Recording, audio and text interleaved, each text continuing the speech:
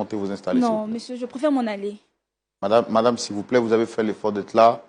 Je vous supplie de faire l'effort de vous asseoir. Je vous en prie. Montez vous asseoir.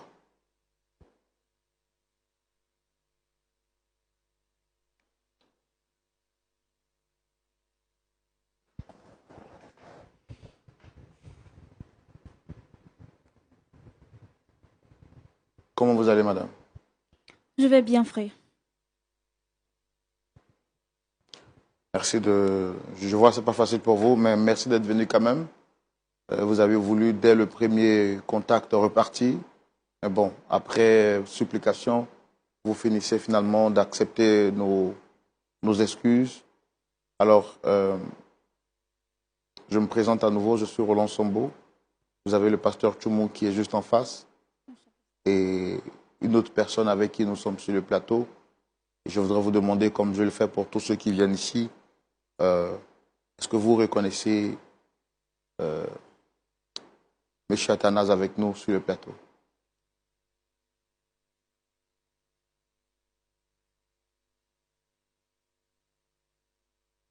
Oui.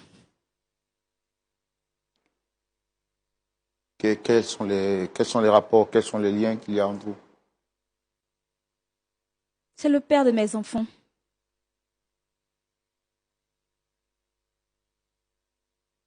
Et combien d'enfants avez-vous avec lui? J'en ai 3.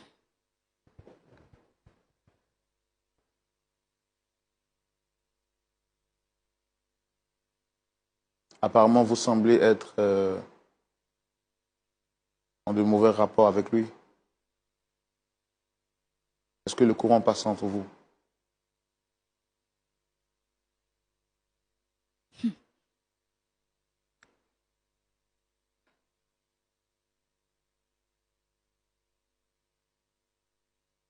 Ça ne va vraiment pas entre nous. Il n'y a que des enfants qui nous lient. Alors, les enfants, comment est-ce qu'ils se portent? Mes enfants vont bien. Merci. C'est quand la dernière fois que vous l'avez revu en tant que père de vos enfants? Ça fait maintenant 3 ans qu'il nous a abandonnés, mes enfants et moi. Et pour quelle raison?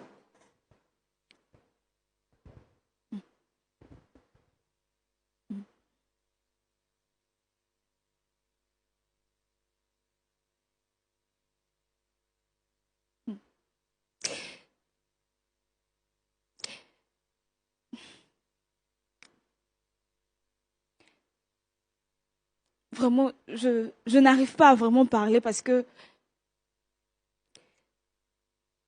ça a été un moment très douloureux pour moi. Et le voir aujourd'hui sur ce plateau, vraiment, ce n'est pas quelque chose de facile pour moi. Cet homme que vous voyez là, celui-là, je lui ai tout donné. Tout donné. Mon temps, mon corps, mon argent, tout.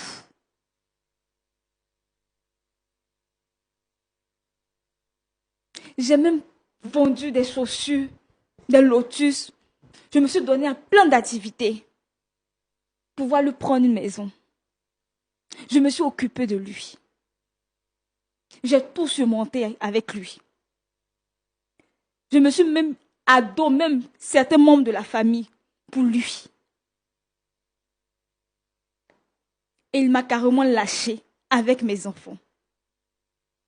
Que s'est-il réellement passé? Je veux comprendre, entendre votre version des faits aussi. Nous nous sommes connus quand nous étions un peu, on va dire, quand il était au lycée, en quelque sorte, disons, à l'université, excusez.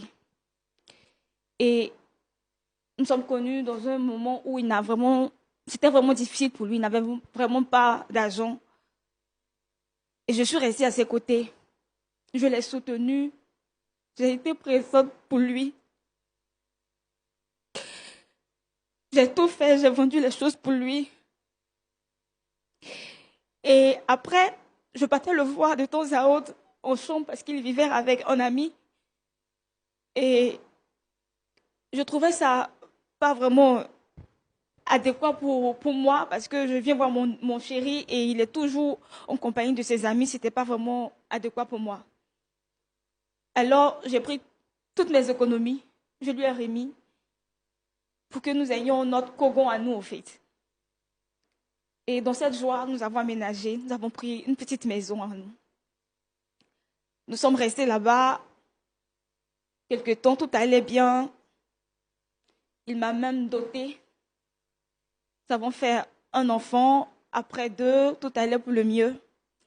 Et par la grâce de Dieu, Dieu a permis qu'il ait un concours et nous étions tous heureux à la maison, tout allait pour le mieux. C'était vraiment bien. J'étais au sein de mon 3e enfant.